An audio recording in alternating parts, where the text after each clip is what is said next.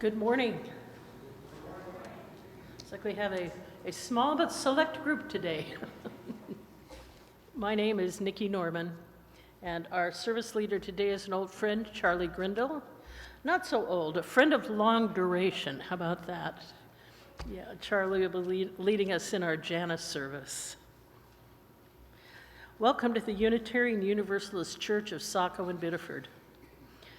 The service is being live streamed and recorded. For those joining us on YouTube, we encourage you to have a candle or chalice to light when we light ours here in a few minutes. Whoever you are, wherever you come from, whomever you love, you are welcome here today. The theme for the month of December is hope. We invite you to contemplate this theme and carry it with you into your daily lives as you leave here. We welcome the youngest members. May we recognize their noises and their rustlings as our next generation participates in worship with us. We commit to be co-stewards of the unceded ancestral land of the Wabanaki Confederation and to work toward a world that is just and thriving for the whole web of life. We invite you to take home the order of service for information and announcements, or feel free to leave it for recycling as you exit the sanctuary if you like. And please silence your cell phones. There will be a social hour in the parish hall after the service. Please join us for conversation and refreshments. And just one announcement before we get started. Soft snacks are being collected to distribute to the unhoused in our area. There's a box in the hallway to place them, and they'll be brought to the Hope Squad on Wednesdays to go out with Matt Brown on Thursday outreach. And these are soft snacks, no chips or anything like that. Okay, welcome.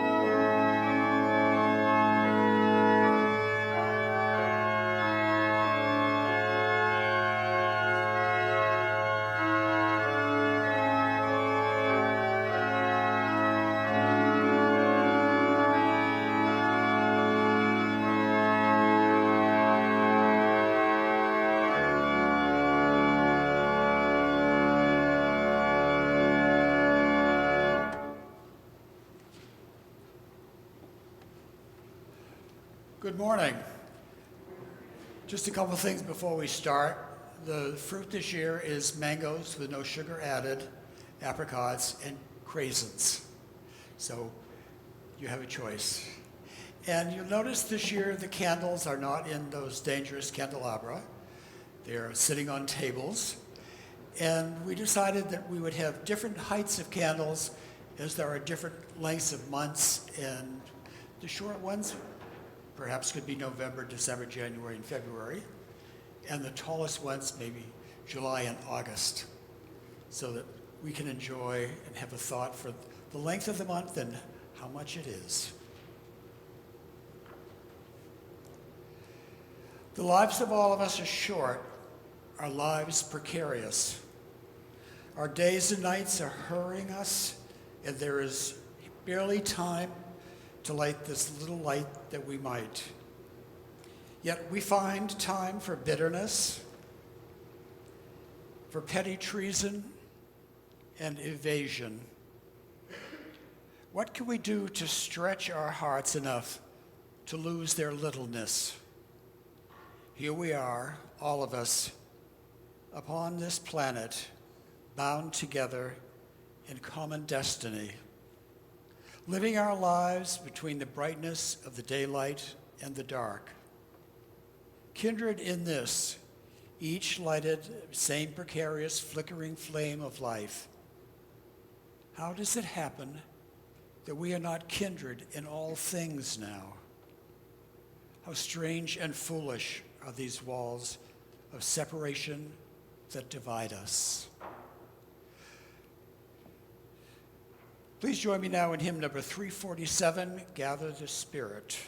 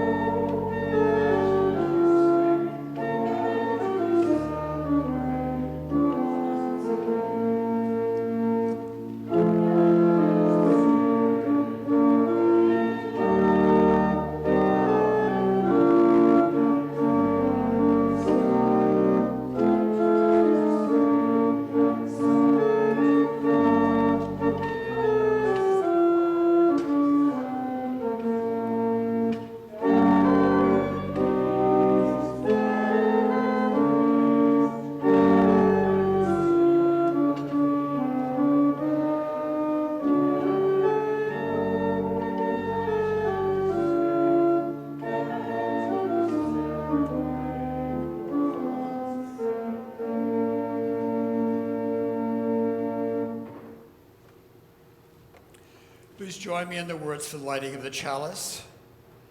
This is our sacred promise, together in peace, to seek the truth in love, to serve human need, so that all shall grow in harmony with the divine.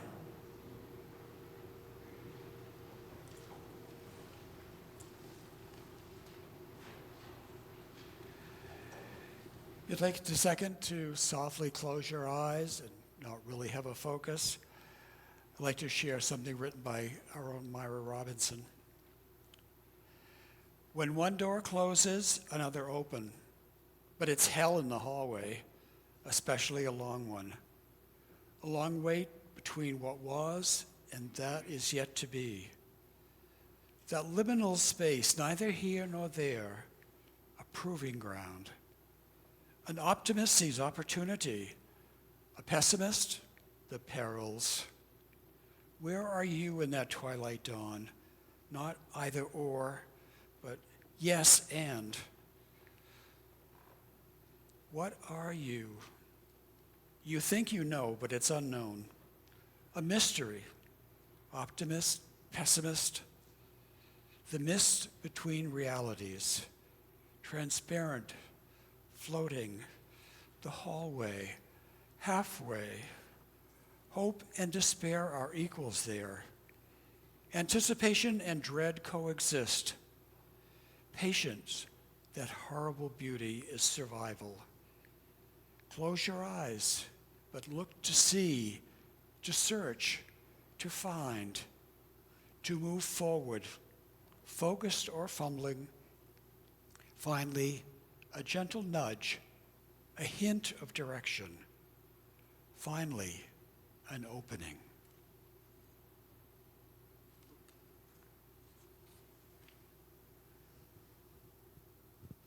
And you know what this is. It's the time in our service where we invite folks to come forward, share what's in your heart if you feel like that. Come forward, tell us your name, light a candle if you like, and then share.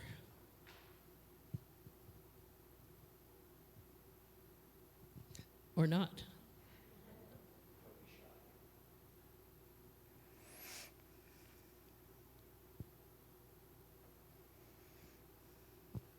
Well, I think I'll light a candle, and this is for all the joys and concerns that we keep in our hearts.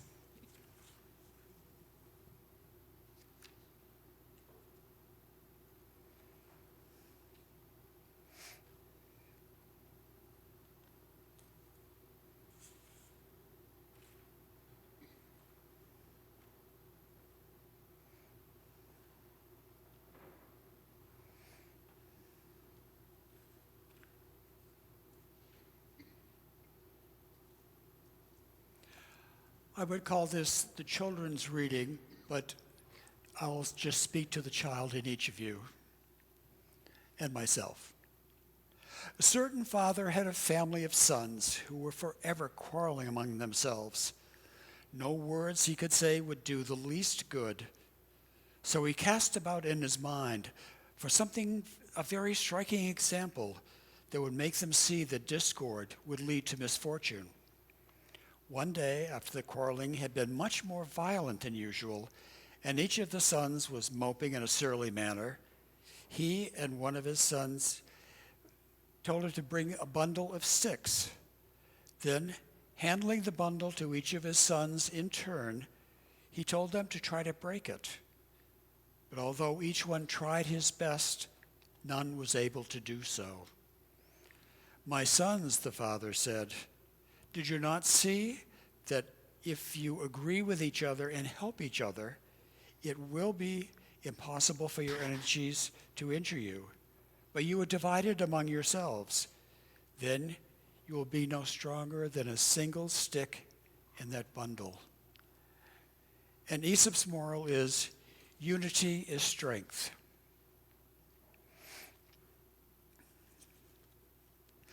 Now it's time for the Janus service. There should be a piece of paper and a pencil somewhere. They were by the door. I hope you brought one in.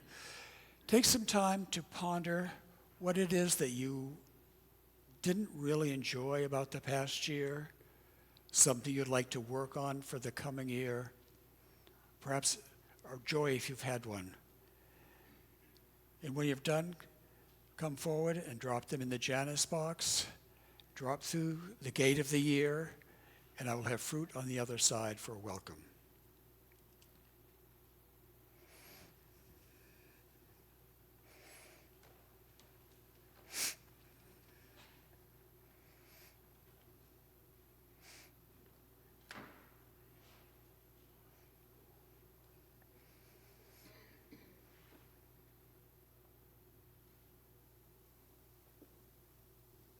Hi, I'm Matt, and I just wanted to do a joy since there wasn't any other joys. I just wanted to express my gratitude for this year that's just passed and my hope for the years that's ahead of us, so thank you.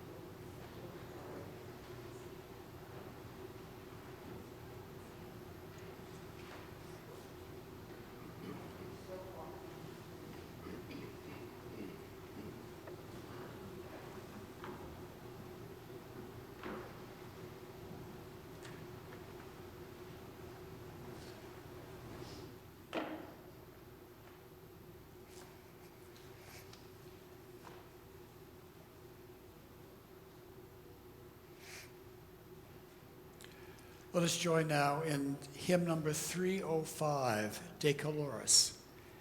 And we'll do both verses.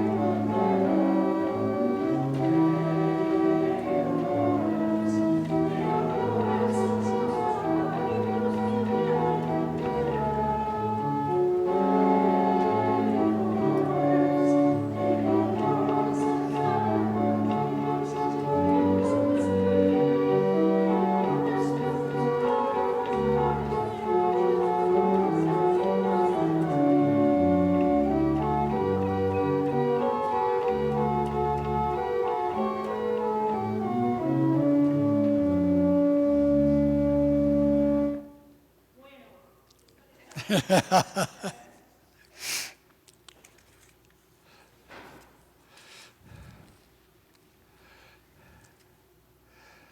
have to say, the topic today, the title of today's topic, came to me my 55th high school reunion this summer. It was our class song. I'd totally forgotten about it, but it made me think. I want to look ahead today and let the past take care of itself.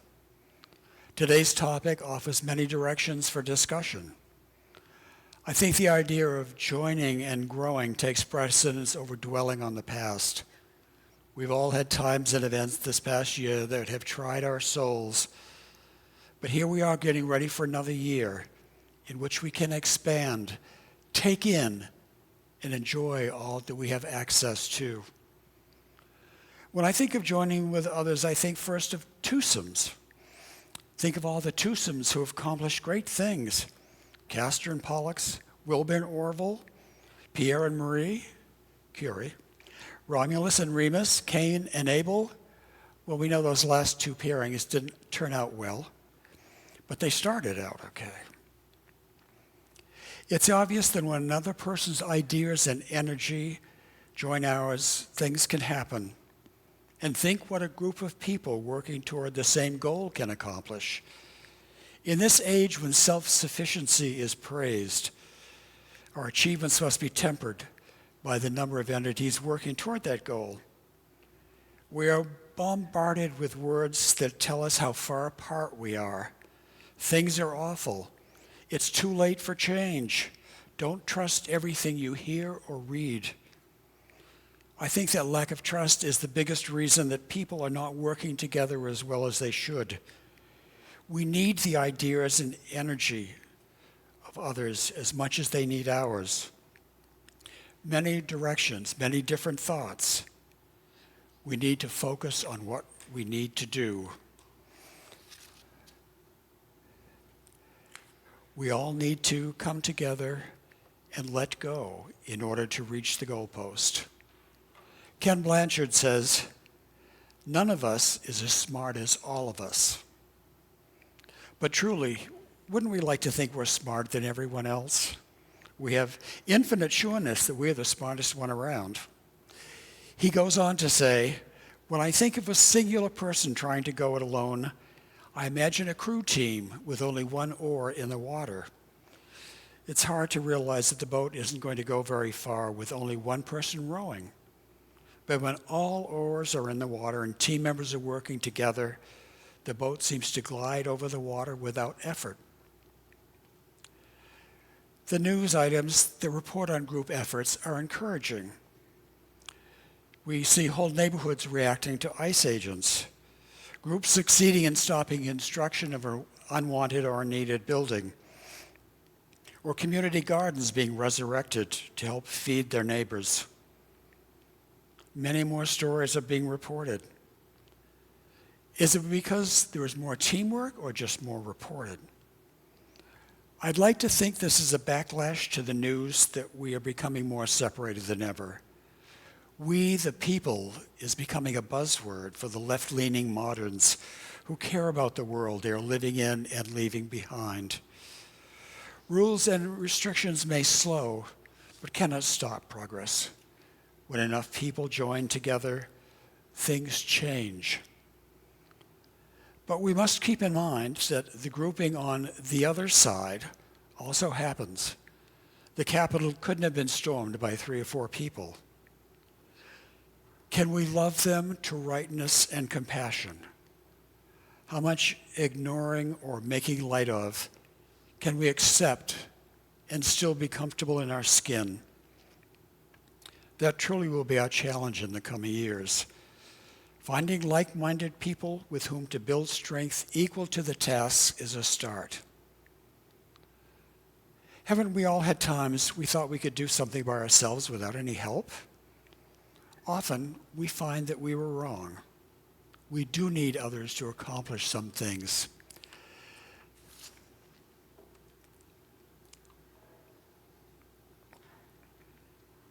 Sorry.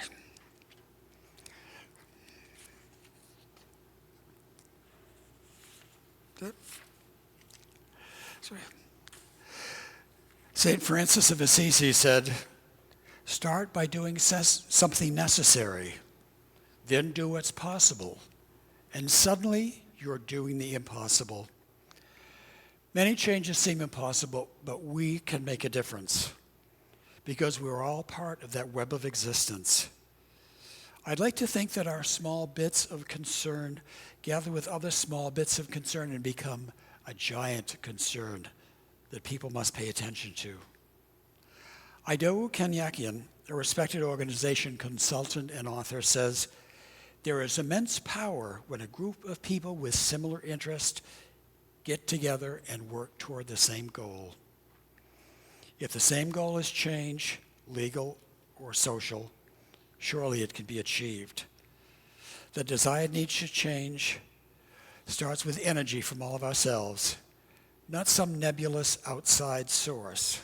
Our own energies joined with the energy of others can accomplish great things. Being on the same team can give everyone a sense of belonging and empowerment. The strength of community grows with increasing focus on the problem. The thoughts that reflect the community can have a deep effect, but not with hate or despair. Words spoken in anger or confusion can cloud the healing which might otherwise occur.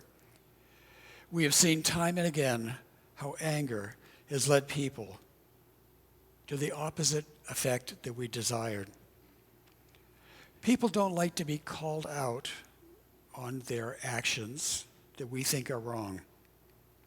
And the reaction could be a lashing out at the people who are speaking out. As we know in the present time, we should be speaking the loudest against the evil in our society. As a people with a great consciousness, we need to be speaking out, joining up, finding our groups, and be headed in the same direction. As Sandra Day O'Connor said, we don't accomplish anything in this world alone. And whatever happens in the result of the whole tapestry of one's life and all the weavings of individual threads that create something, all our individual threads can weave a fabric that is strong enough to withstand and change. It can squelch the fires of hate and division. Being team players expands the sense of power and goodness that can facilitate change. But our teams need not be homogeneous groups. We might find ourselves working with people whose ideas differ greatly from our own. But as long as we're striving in the same direction, we are a team, and teamwork will accomplish. Being a team player can make us see how we can compromise to achieve our goal. As Phil Jackson, a 13-time NBA champion player and coach, says, good teams become great ones when the members trust each other enough to surrender the me to the we. Many people get caught up in the idea of me and mine. NIMBY's a good example. Everybody knows what NIMBY's is, right? Not in my backyard. That's a good example. Our teams need all the similar energies we can find. But it's hard to let go of what you see as important. It's easy to fall into that subliminal feeling of, I've got mine, sorry about yours. It seems to be the modus operandi that is expected in today's world. And that's exactly what we need to overcome. We can so often be sure of our rightness that we don't see the results that can bring in terms of team satisfaction. A minister I visited in Transylvania assured me that she was open and thought favorably of everyone. But in the next breath, she told me that when her mother's house went on the market, she wouldn't sell to gypsies. And as we heard in Avenue Q, everyone's a little bit racist. I'd like to take a moment, although I believe in separation of church and state, to talk about those nice folks in D.C. This fall, I found myself veering into politics when I start writing words. You can ask the people in Sanford. It I've never been a political animal, but I find that joining a party, and you can guess which one, has given me a feeling that I count. Party loyalty can get in the way of easy passage of needed bills. Bipartisanship in American lawmaking can be very distressing. Polarization between the parties has increased sharply, but bipartisan coalitions are still forming and passing legislation. It's the bipartisan collaboration. Political scientists at Northwestern University, the University of Virginia, and Vanderbilt University have analyzed more than 40 years of congressional data. Researchers found that both members of House and Senate legislative effectiveness is heightened when bipartisan works on a bill. Our arguments and findings are particularly novel because they point to the values that bipartisanship is highly prized. Harper Jung is an associate professor of political science and faculty of the Institute for Research at Northwestern found that reciprocal relationships were key to increasing bipartisanship support and legislative effectiveness. Researchers also found that women and minority groups, when working together, are seen as stronger rather than weaker. We need to compromise to find solutions. 93% of Americans say we need to treat opponents with more civility. Compassion needs to be found. People assume that bills sponsored by the opposite parties must be bad. Voters do not see working across the aisle as weakness. The study found in Congress, bipartisan bills have a better way of passing. It's true no matter where they are. Getting back to Aesop for just a minute, have you ever felt like a single stick, easily broken and not useful at all? Have you sometimes joined with other sticks to be stronger? Didn't it feel good to have that strength, companionship, and be focused on a purpose? That's what we need right now, a joining of single sticks to make something that can't be broken. Maybe a birch stick and an oak stick, and let's throw in some maple. They don't need to be from the same tree to have an effect. The fact that they have joined together, forgetting what tree they came from, shows their willingness to work. It says that each one is important to the whole. The bigger the pile, the stronger. And you needn't think that because you're a small branch, you're not important.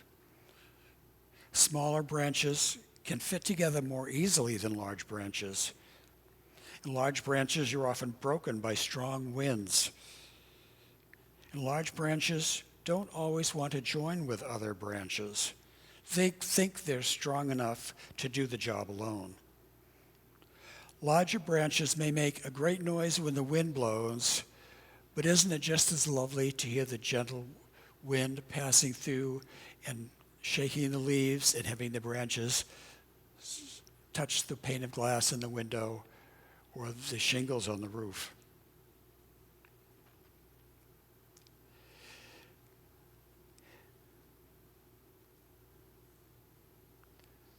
Haven't you been told that to try to make someone listen to you, you should speak very softly? Hearing the small voices of little limbs can make a big noise and have the same impact as a strong wind. This still small voice that we hear about, when joined with others, becomes a mighty voice that can move mountains, and that will be heard. For too long, we've been told not to join piles that are different from us, that other trees don't want the best for us, when we realize we're all part of that great web of life. Differences fall away.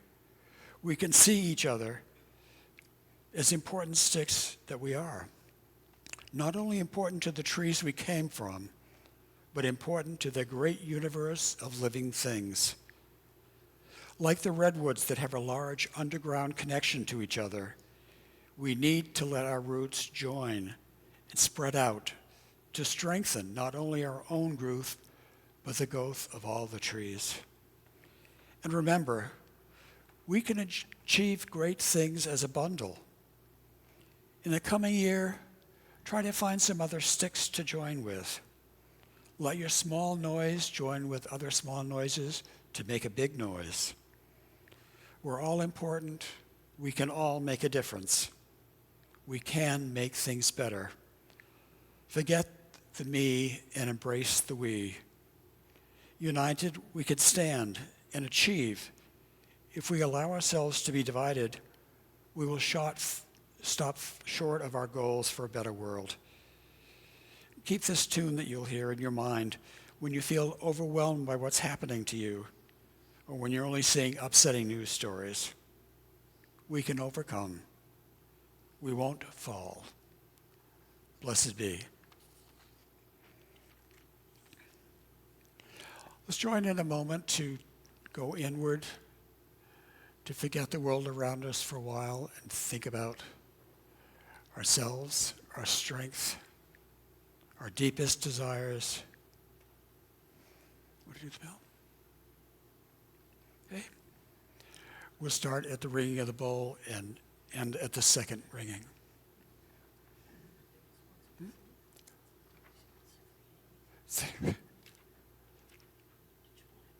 Oh, is that right?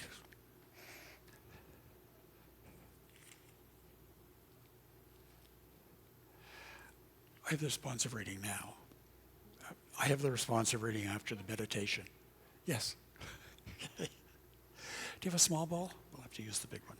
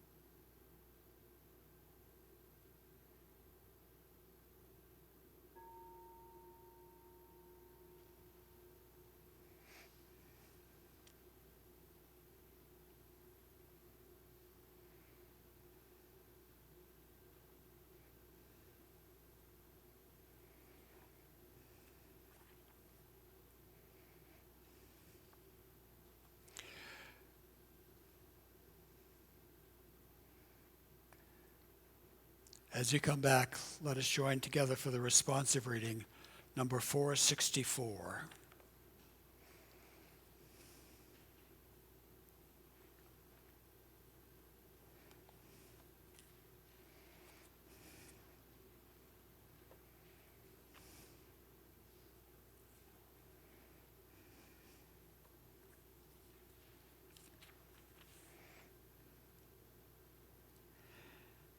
And then all that has divided us will merge.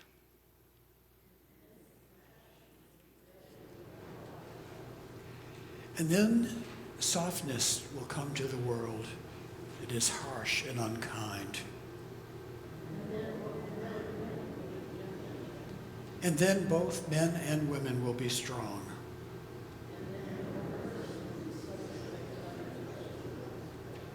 And then all will be rich and free and varied.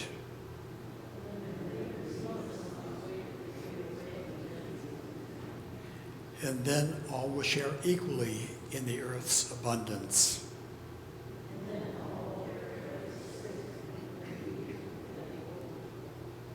And then all will nourish the young.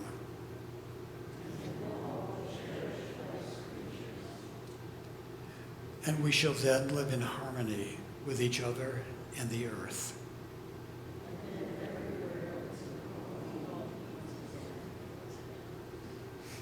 Thank you.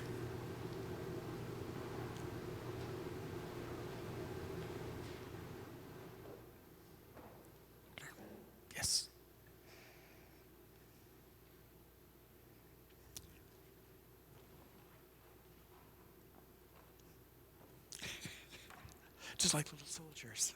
Yeah. You can turn me off now, right?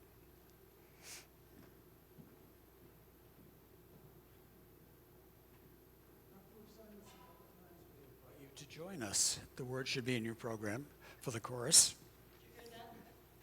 We invite you to join us on the second chorus. You'll know this one.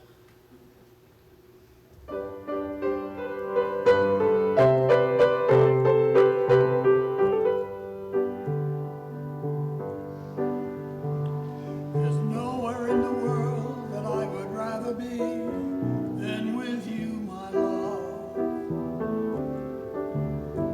And nothing in the world that I would rather see than your smell, my love.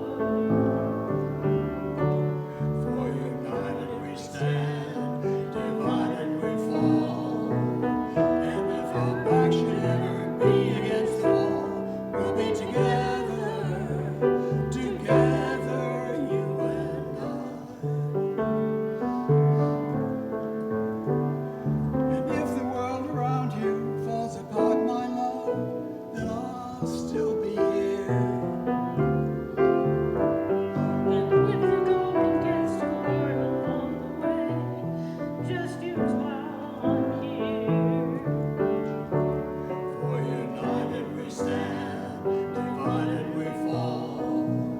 And if our back should ever be against the wall, we'll be together, together, you and I. For united we stand, divided we fall. And if our back should ever be against the wall, we'll be together, together, you and I.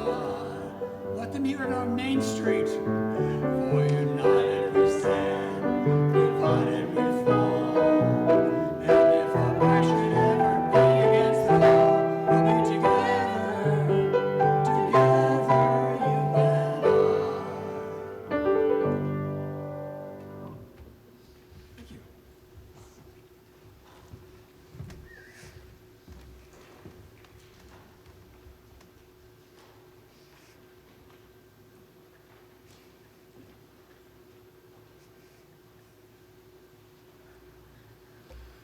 And this is the time in the service when we have a chance to share our monetary gifts to keep the work of this church running.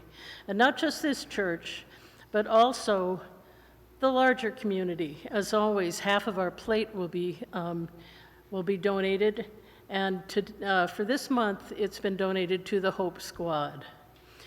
If you're watching from home, you can click the Give button at the top of the website, or checks can be mailed to 60 School Street in Saco, 04072. Please be generous as the ushers wait upon you.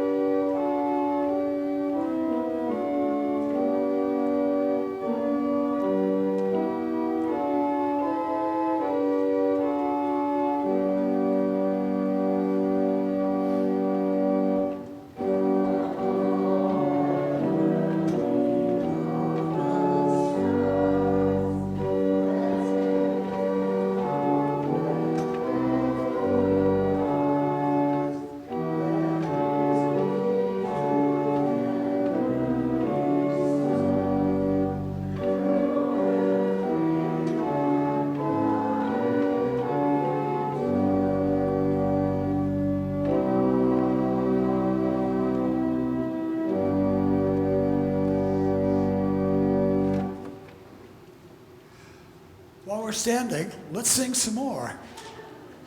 Hymn number 360, Here We Have Gathered.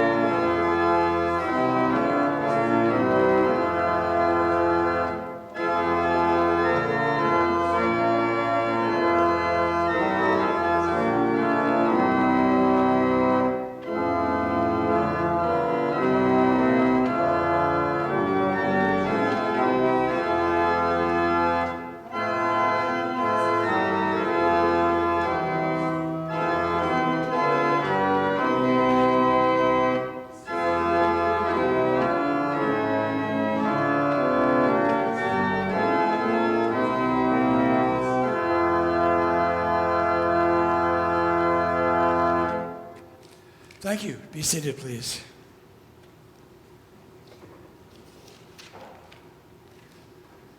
The closing words are from Rabindranath Tagore.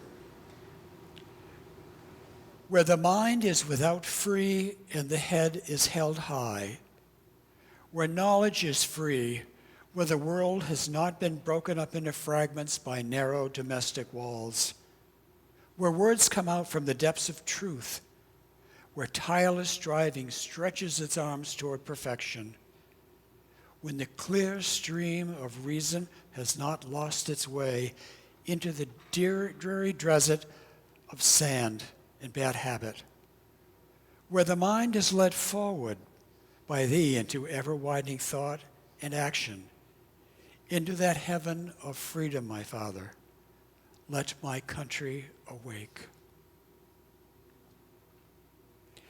Please join me now in the extinguishing words. As we release this flame from its faithful service today, we let the spark in each of us turn on, to warm our compassion, to fire our delight, to light our paths, and tomorrow and always. And I like to say at the end of my services, after the postlude, go ye and be caffeinated.